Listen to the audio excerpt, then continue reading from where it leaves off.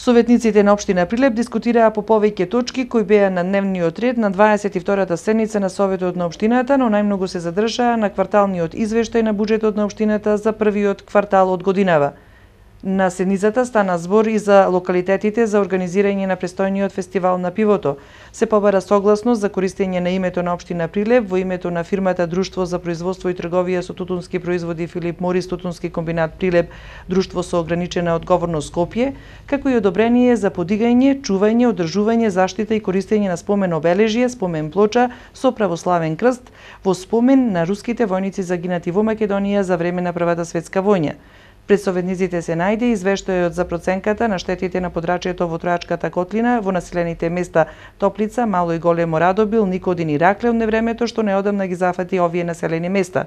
Но најмногу точки беа поврзани за урбанистичкото уредување на Прилеп. Уште една обемна седница, 63 точки на дневен ред.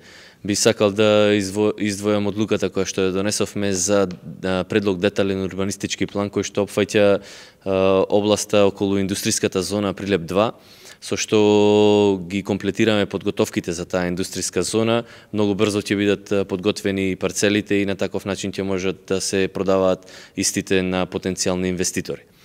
Исто така би сакал да издвојам одлуката која што ја донесовме за намалување на поставување на подземна инфраструктура од страна на кабелски оператори, на ЕВА, Телеком и слично. Целта е да ги поттикнеме истите, да се избегнат поставувањето на кабли и слично по уличните столбови, по бандерите и сета таа инфраструктура да оди во овие посебни канали кои што ќе се направат. На таков начин ќе придонесиме во еден многу подобар изглед на градот. Од тука ќе го искористиме овој период додека се прави канализацијата во градот со самото копање, во едно копање да се опфатат и да се гради оваа подземна инфраструктура. И исто така би издвоил соработката која што имаме со Руската амбасада, а по повод 100 години од Првата светска војна и 20 години од воспоставување на дипломатски односи помеѓу Република Македонија и Русија, ќе биде поставен спомен обележје, спомен плоча за загинатите руски војници во Република Македонија во Првата светска војна. На 22-та седница на Советот на општина Прилеп беше усвоен и мандатот на новиот советник во составот на Советот на општината по ставката на Драган Пенков, Венера Николовска како нареден советник според листата на советници од ВМРО ДПМН и Коалицијата за подобра Македонија.